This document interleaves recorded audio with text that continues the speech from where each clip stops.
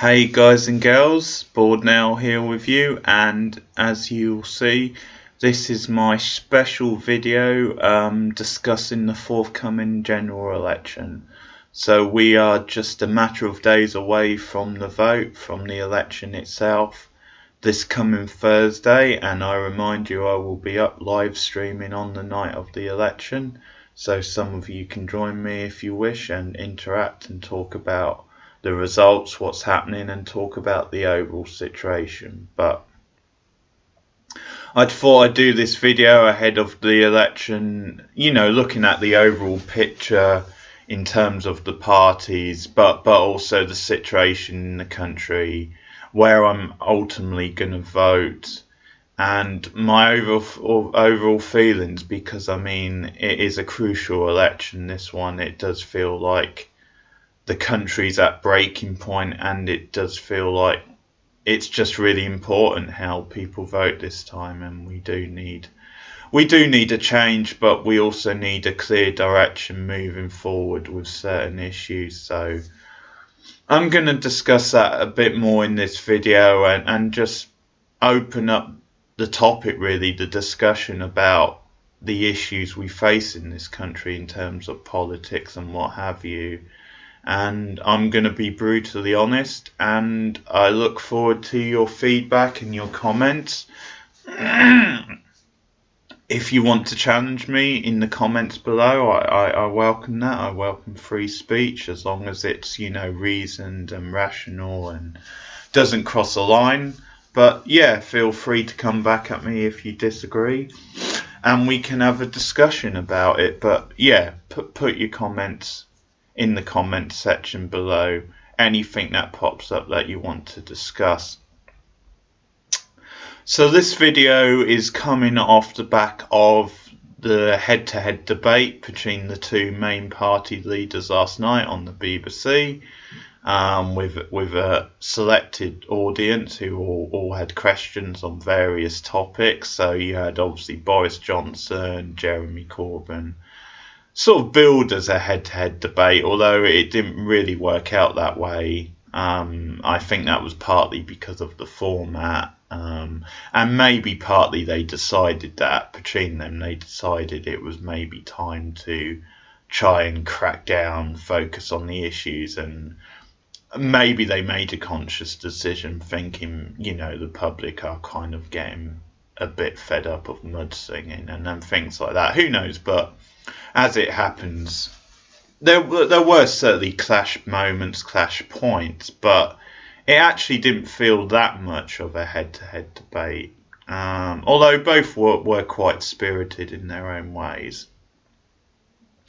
But yeah, I watched that earlier today. I'd say it was quite indecisive. Just watching it, I can't really see how it's going to make that much difference to either one of them. I thought they both came off reasonably okay in terms of their performances. I think Johnson has been really fumbling a lot, really scrambling around recently, really just getting very desperate in public appearances. Obviously, you've had all this issue with him sort of dodging the Andrew Neil interview. But last night he was a bit more in control. He was a bit more kind of, controlled and mannered, and didn't go off so much on tangents, which he often tends to do. I thought it was, a pretty strong performance from Corbyn. I thought he was very composed. Got his points over very strongly. A few things he probably fudged a little bit, as both did, obviously. But yeah, I think Corbyn, as a public speaker and as someone who gets his message across, has improved over time in these things. He used to be a lot worse. I think he has grown into that. But yeah, the debate, it did feel a bit of a stalemate. It didn't really feel like anyone scored any major points, and there wasn't really anything out of the new or out of the ordinary, which probably at this stage you you might expect them just to reinforce their messages, and obviously a lot of the same issues are being brought up. I mean, obviously Johnson at this point has become very repetitive, very robotic. I mean, it's become this Tory party sort of slogan: "Get Brexit done, then we can focus on other issues." And respect that, stuff like that have become really sort of cliched sort of statements, and I think the problem last night was that every time there was a different topic, a different conversation brought up, Johnson would quickly jump back to that. So it was kind of like, even if the issue itself or the question had nothing to do with Brexit, he would still jump back to Brexit, make it about that and about their pledges. But anyway, I mean, that's my overall thoughts. It was an alright debate, but it didn't really move things on that forward. It didn't really give that much of an indicator. I suppose overall, if you were going to read behind the lines, I think maybe the Tories and Johnson would be the more happy of the two parties with what went down. Just because, if you believe the polls, and I'm quite skeptical of polls, they are ahead and they do have a pretty big lead. And I mean, if those polls are accurate, chances are it would take something major to change it anyway. But yeah, I mean, if you go on the basis that they are currently ahead, then you would probably say last night's debate being a stalemate probably played more into the Tories' hands, because it means there was no further damage done and you're sort of retaining the status quo. But I'll talk widely about the issues and about representation and the media. I'm going to do that because that is an important sort of topic. Just a little bit about me and my political background in terms of voting and stuff, because I'll hold my hands up here and admit I have kind of voted for most of the major parties over my lifetime. I mean, my first time voting was like when I was 24, 25. So, relatively short sort of, not had many elections to vote in. But I think it's probably only over the last like 8 or so years, 7 years, whatever you want to say, then I've sort of become more defined in my politics and my views on politics. So, I mean, the very first time I voted, I did actually vote for the Lib Dems, so that was in 2005. And I mean, that was when Charles Kennedy was the leader. And at the time, I mean, it's funny because looking at it now, you would have thought someone not that engaged in politics might have just gone with one of the two major parties rather than going for the Lib Dems. But at the time, Charles Kennedy, I thought, and RIP to him, we sadly lost him a while back, but he was a great character. He came across as a really down to earth sort of bubbly character who you could probably go and have a drink with in the pub and have a chat, and you would have a good time. I remember him always being on Have I Got News For You a lot. And he came across really well on that show. He always came across as someone who was willing to send himself up and have a laugh. And that's something that's missing really in a lot of politics, a lot of politicians. Today, I think you can see that actually in the two major party and their leaders, really. I think both are a bit stiff in that, and they would have problems kind of sending themselves up. So it was that, and it was just the fact that Kennedy, well, the Lib Dems, sorry, that they seemed like a party who did feel at the time like a good middle ground party, a good alternative if you weren't happy with what was happening with either Labour or the Tories. And I think at the time a lot of people weren't happy. certainly not with Labour. Obviously, you had the whole New Labour movement and Blair and what have you. So, yeah, at the time I thought that was a valid choice to vote Lib Dem, and obviously their reputation has really crashed in years as a result of the coalition. And they've slowly rebuilt it, but there's a lot of question marks over the Lib Dems still, and suggestions are that they're not polling as well as they would have hoped for this coming election. But I'll talk a bit more about that.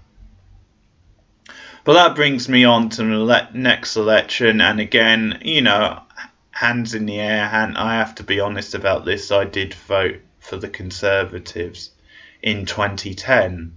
And at the time, I wasn't very politically involved still. I didn't really have the knowledge or the insight perspective, if you like, than I have now, where I would, So, it was a mistake, and I do regret it at the time.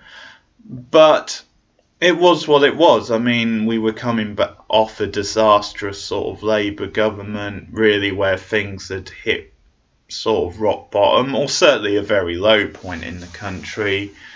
And, I think I was just convinced that,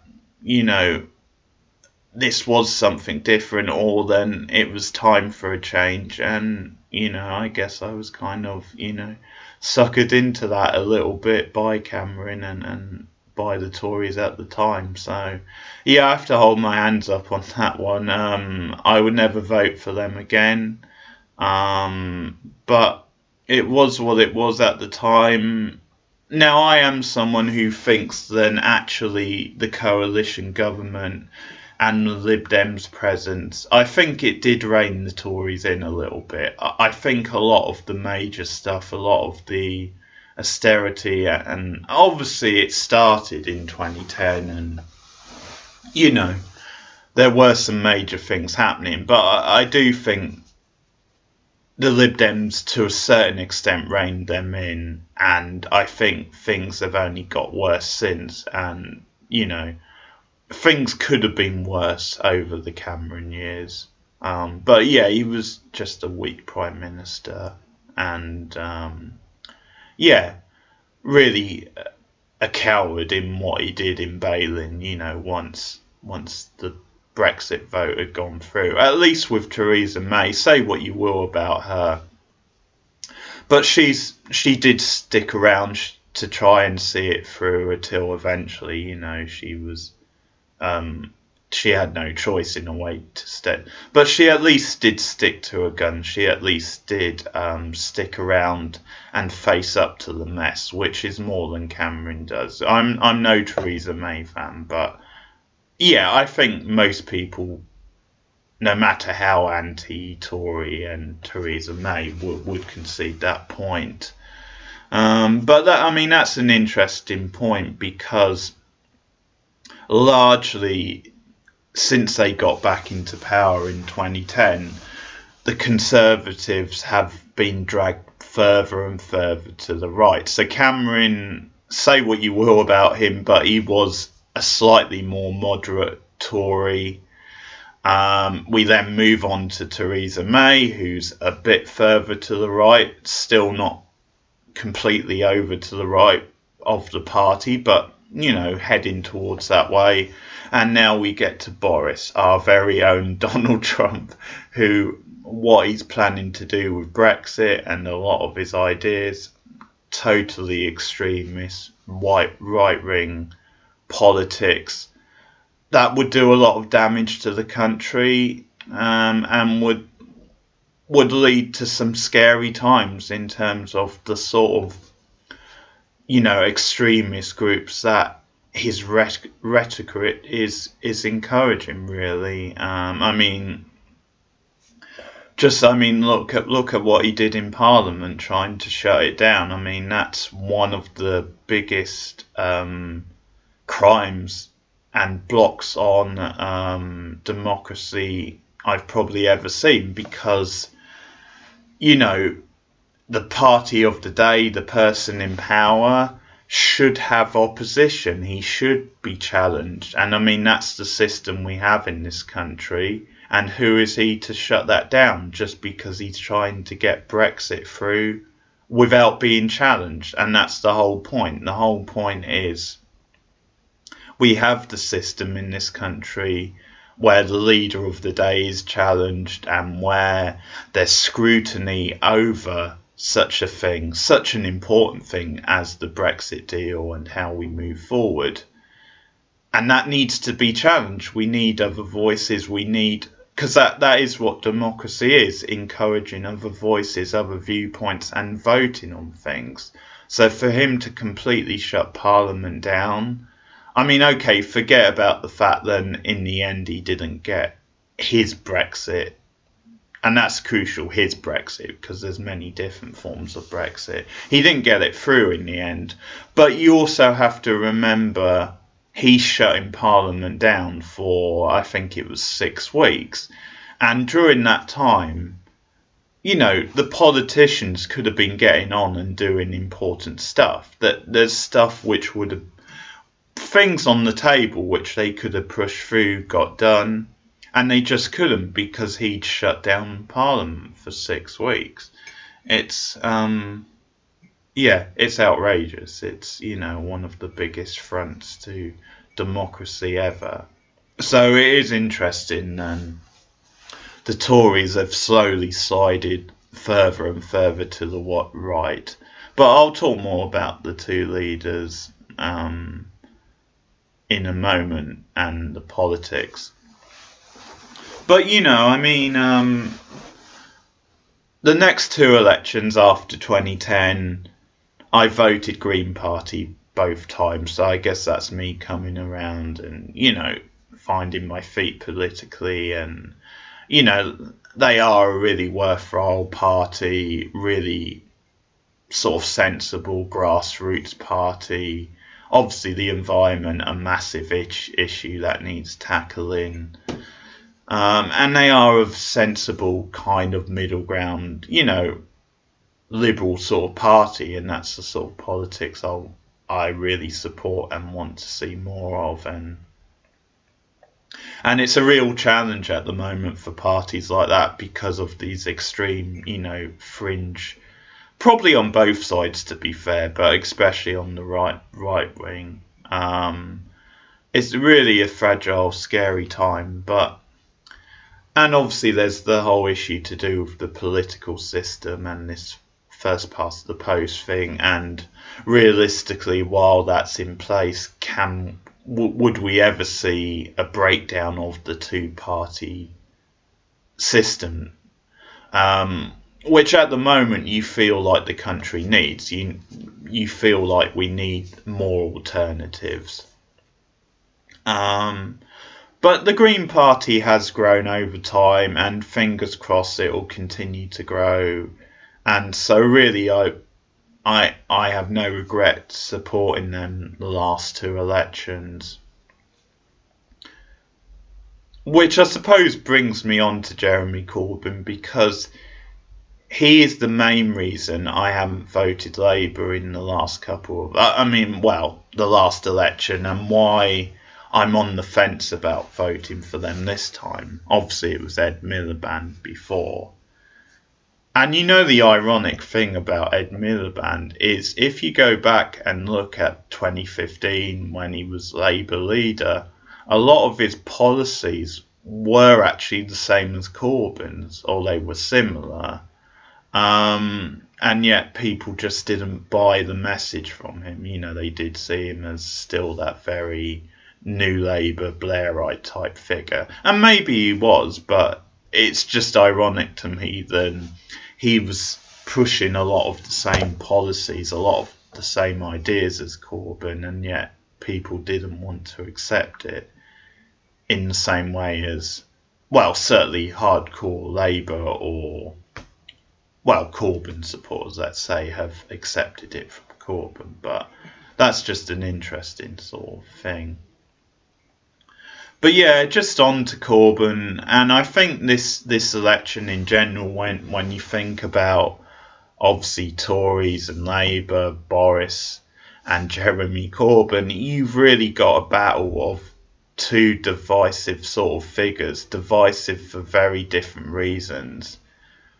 And here's the thing, I've probably said this before about Corbyn. I'm not a fan. I think he is too divisive. I think he is too set in his ways. I certainly think he should have done more about the issues in his party, the negative atmosphere, the problem with anti-Semitic issues and assault.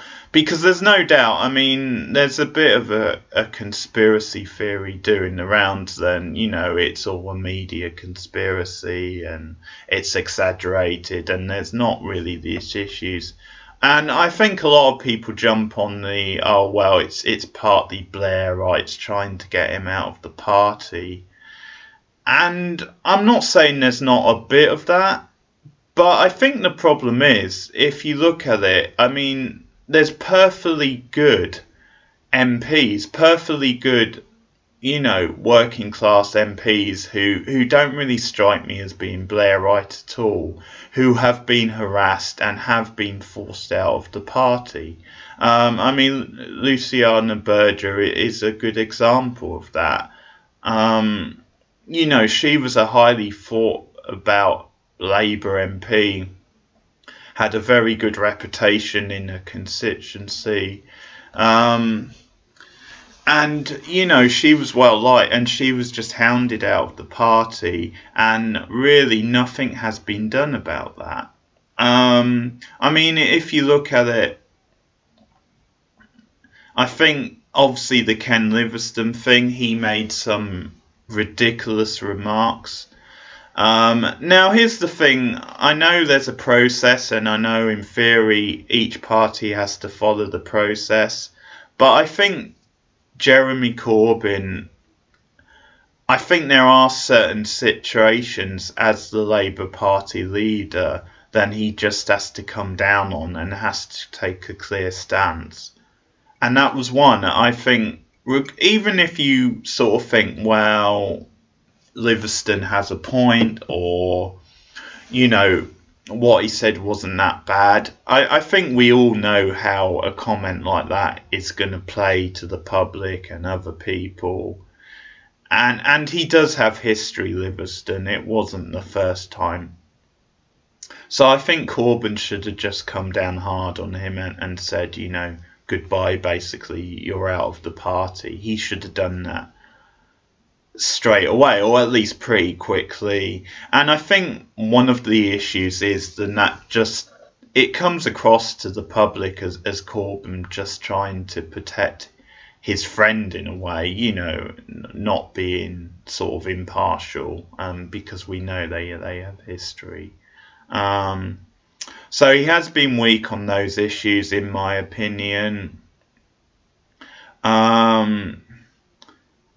I think largely, certainly recently, the Labour Party have taken a sensible approach to Brexit. They are trying to bring the country together, and sometimes the media and the public are very harsh on this, very in their face. They're always demanding a view one way or the others, and some issues are just more complex than that. So I do appreciate the Labour position and their ideas on that, but I think the problem is then the conversation in the country has moved on, and there's a lot of movement to do with, well, is it time to put it back to the people? Second referendum? Do we need to find an alternative?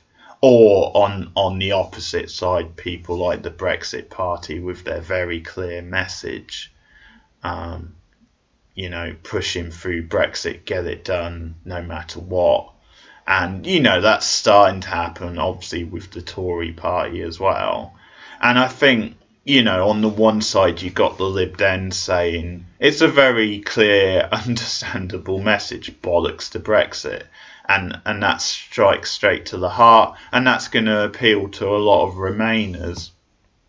And on the other end, it's very clear, get Brexit done. It's a very clear and direct message.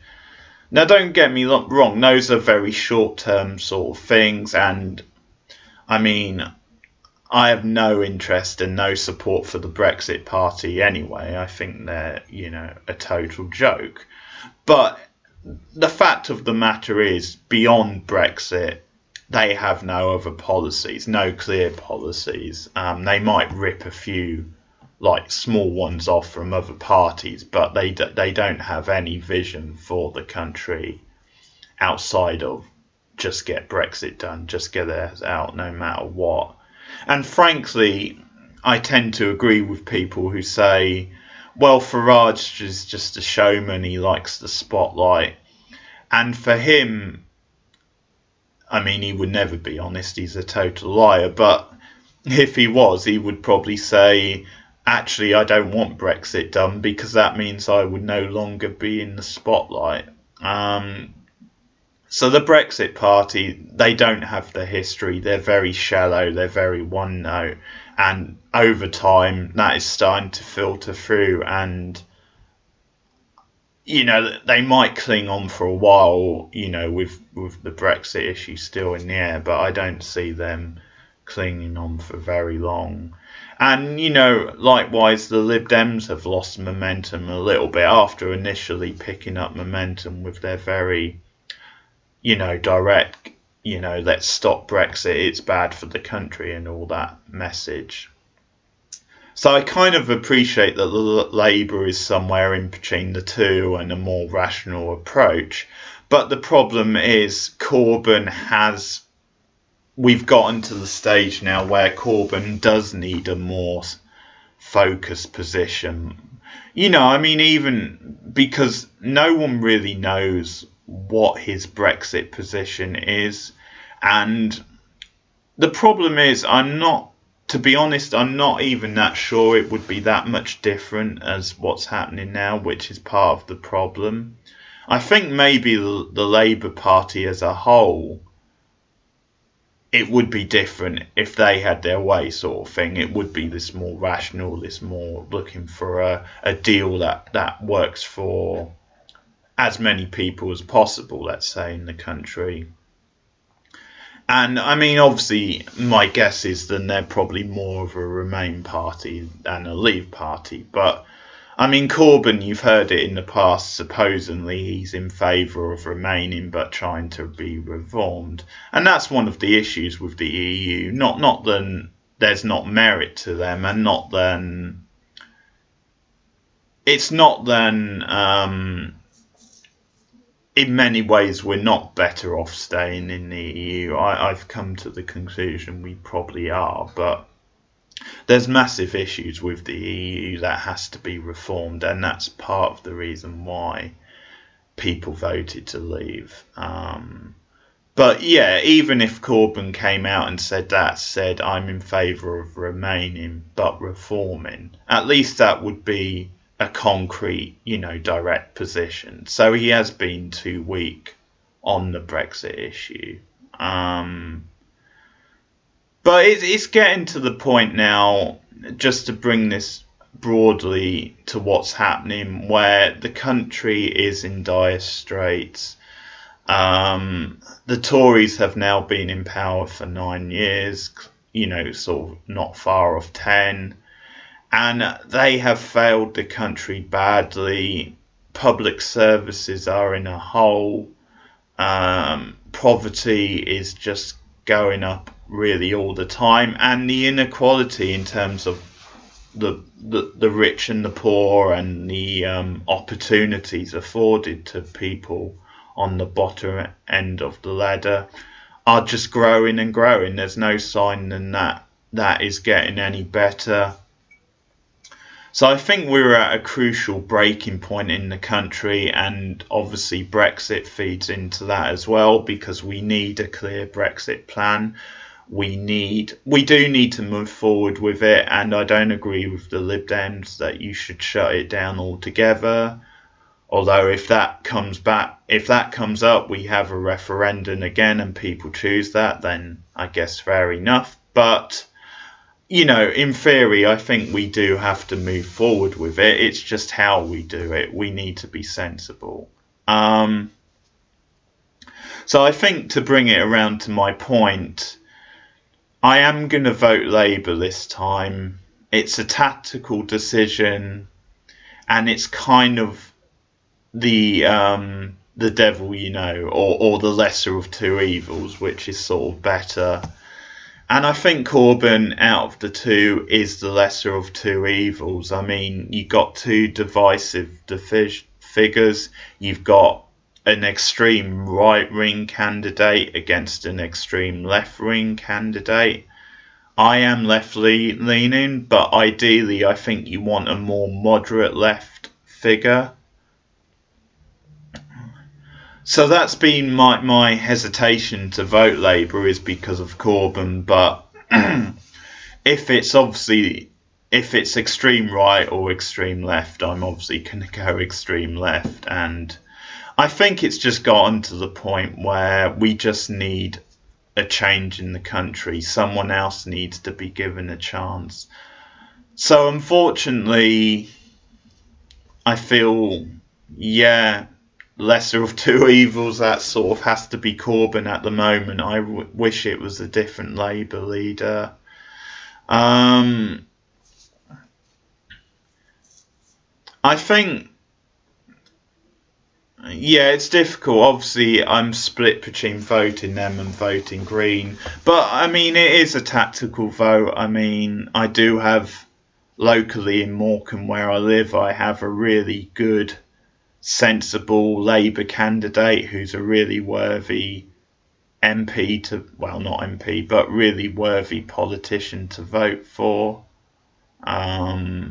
So, and I think you have to think tactically. I mean, the way the polls are going and the way you're getting all these little strategies around the country, you know, supposedly the Brexit Party trying to work with the Tories, and certain cooperation on the left, which I think has been important for years, because the left has taken a pasting over recent years, and we've seen the rise of the right wing, not just in this country but across Europe, in America as well. And I think a good way to fight that is for some of the left parties to band together and to help out and to build up their numbers together. And that's actually one other criticism I would pose to Corbyn, is I think he hasn't been willing enough to work with other left-leaning parties to you know, to band together and to try and look at the bigger picture, which is to try and get into power and change things. Whereas the Green parties and certain other, you know, left-leaning parties, you got Plaid Cymru in Wales, I think they have been more open to that sort of like working together. It doesn't have to be a coalition per se, but you do sometimes need to band together with parties who have a similar political outlook to try and get things sort of done. So there has been that, but I think at the moment, the way things are playing out in the country, I think actually the danger is that if I voted Green again this time, it might actually work against Labour or against the left, because I think it might actually play into the Tories' hands the way things are working.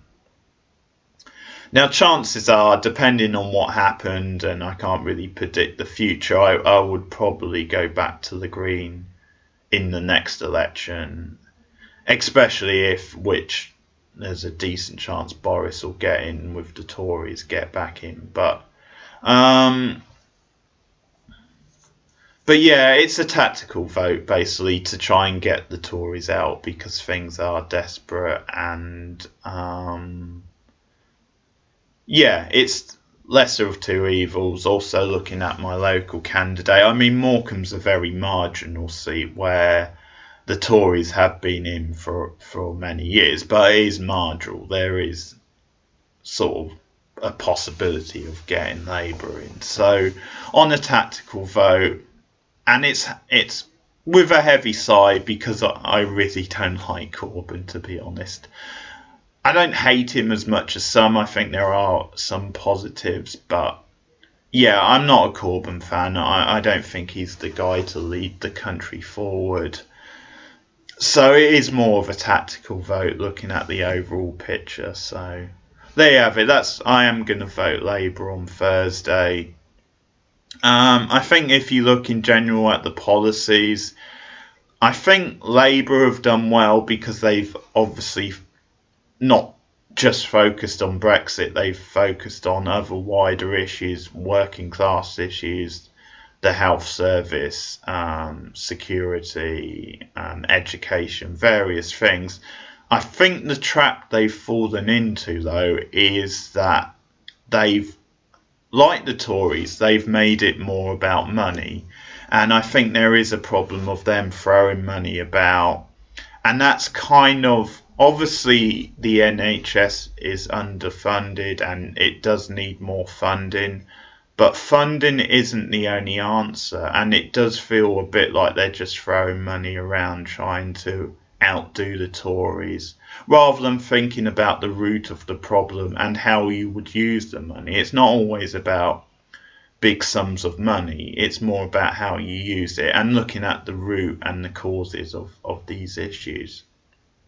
So I think that's become a problem, and I think that has got a lot of people's backs up against Labour, and that could work against them. Also, with a lot of their policies, I'm more on board with their policies, and they do work more for everyday people, working class people, and they do hopefully would lead to a fairer society if they could implement them.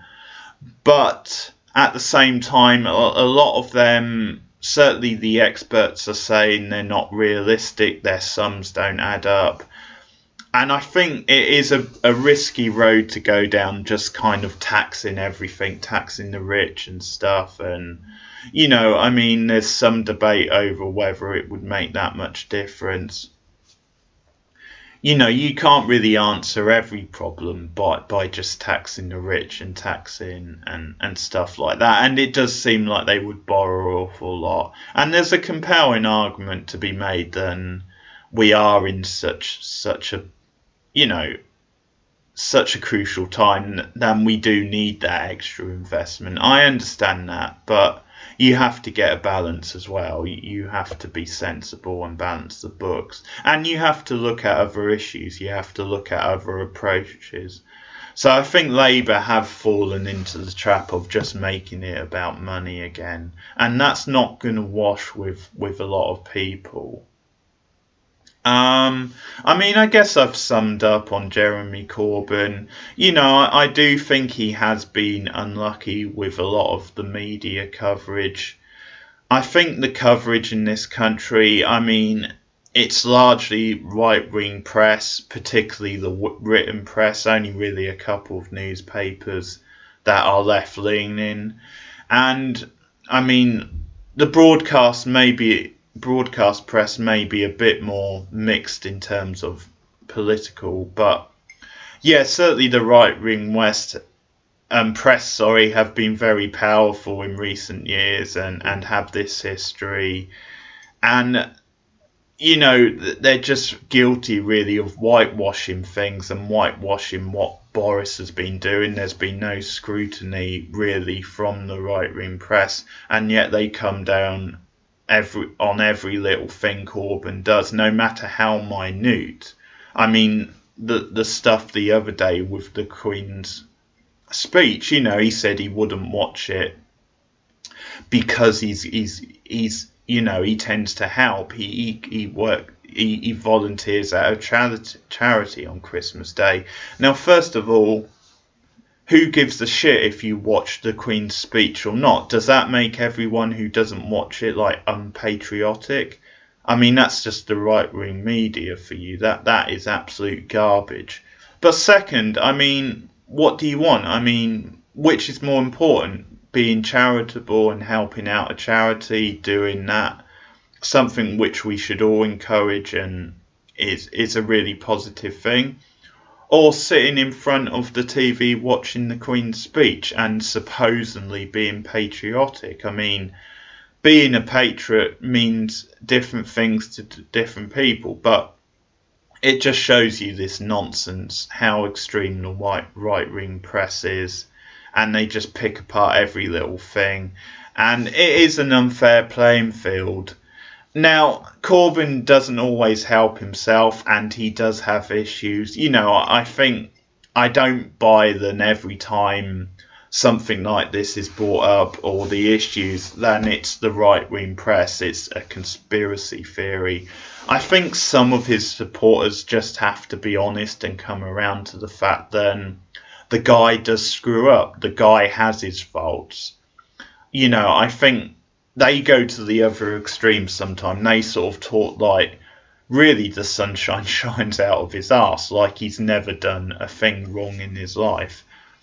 So we need more of a balance, but there's no denying things are out of whack in this country in terms of politics and the media and how they cover politics. It is so screwed in the favour of right wing, and it is so aggressive and so murky and so just mean spirited and nasty and kind of cartoonish without really getting to the heart of politics and really giving good coverage. And you can have your point of view, most newspapers do, but being balanced about it, being fair to each side and giving the same level of scrutiny, and not just resorting to this really hot shot sort of politics where you come down to a ridiculous extent over such a small trivial thing. And just being more open and honest and truthful in the way you report things. And sadly, that's my overall point on this. Until that changes, then things probably won't change for the better, because they do have such a monopoly and they are so powerful. It is hard. The Sun is the most read paper in Britain, and it's kind of hard to cut through that sometimes. Of course, we're all human beings. We all have our own feelings, our own thoughts, but it has become a monopoly from that sort of tabloid newspaper. And until the media calms down, until there's more scrutiny on the media, and I think, I want to get the message out just for people to try and think for themselves, to try and be mindful of both sides and not to have extreme reactions just based on something you've read from the press or what have you. Try and think about the issues from each point of view, come to your own conclusion. But yeah, my concern is that until the press is forced to change its ways, until there is more scrutiny or more encouragement for a more balanced reporting, then things are not going to get better. Things are probably only going to get worse, or at least stay at the level they are. So I mean, that is a huge problem. So I'm trying to get that alternative message out there. I think the one thing I'll say once again about Jeremy Corbyn and about the future and whether he's Labour leader moving forward, that probably depends on what happens on Thursday. I think the thing you have to remember here is that politics has a long history of being run by middle-class white men, middle-class or upper-class white men. Very power-hungry, very egotistical, very, very brash often in their way of thinking. Now, I'm not saying they're all like that, there's good and bad, but it has that history, and obviously people have become more and more frustrated with politicians and politics in general over the years. And whatever you think about Corbyn, whether you're a fan or not, you have to say he fits into that category. He fits the standard norm. He is a middle-class white man, and that's going to be a problem for many people. And that's another reason I think Labour needs a change. And that could be one positive if Labour lose and Tories get a majority or whatever, is that we might see a change in Labour leadership. We might see a more progressive candidate, a leader. And I mean, just on that theme, I think they do need a working class woman. They need a different identity as their leader. They need, because some people would say, I mean, there's good and bad in both genders, but some people would say women do take a more rational approach to things. And we do need that different demographic. There's some great, young, forward-thinking, progressive candidates in the Labour Party. Jess Phillips is one, the Birmingham MP. She speaks with a lot of passion, a lot of common sense. Is very, knowledgeable and very relatable. She's very easy to sort of identify with. Lisa Nandy is another, the Wigan MP. A very principled MP, very working class, very grounded, speaks up on women's issue, which is important now more than ever. She would be a great future leader, I think. So I think Labour do need to move more into that sort of area. And who knows, I mean, if Tories get a majority Thursday, it might lead to that. I think Corbyn would have to step down if he lost this time, but I think that is a problem with Corbyn. I think he does revert back to the norm, even if his policies maybe don't. He's he's a middle class guy. So I think along the line, Labour do need to rethink that.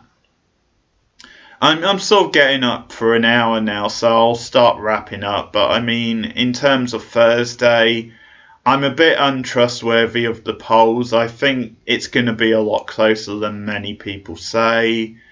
I mean, the Tories do have the edge. They've called this election at a time that suits them. And things are very divisive. People really don't trust Jeremy Corbyn. Not enough people, anyway.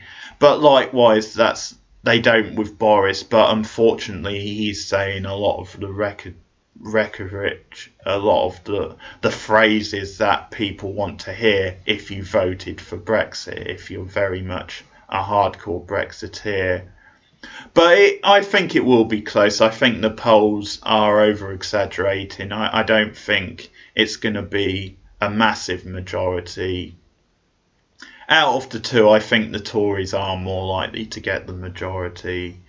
But it's going to be close, and I can see a hung parliament. I might go for a hung parliament again, which in that case, who knows? Because if Labour can put aside their pride, or Corbyn, and he can work with the SNP, I mean, that could be quite a fruitful sort of partnership.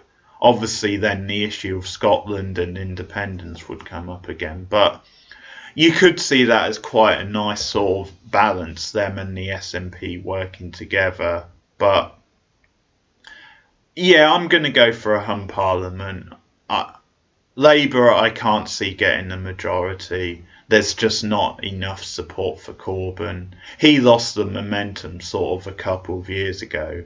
Or that was his big moment a couple of years ago. If they could have forced an election at that point, then, they had a real chance. And I predict it will be closer on Thursday than many people are saying. But the Tories have the edge at the moment, and I'll go for a hung parliament. That's my petition for Thursday. In which case, who knows? But I will be here. I'll be up all night. I'll be streaming. So I welcome you to drop by and we'll witness it all together. No doubt I might have a few beers. I might need a few beers to get me through that. But yeah, should be an interesting night and an interesting future moving forward. If you want to comment on anything I've raised in this video to do with the media, my thoughts on that, my thoughts on Jeremy Corbyn, my thoughts on the Tories, my thoughts on Brexit, or any of these issues, health services, whatever, again, feel free to challenge me, comments below.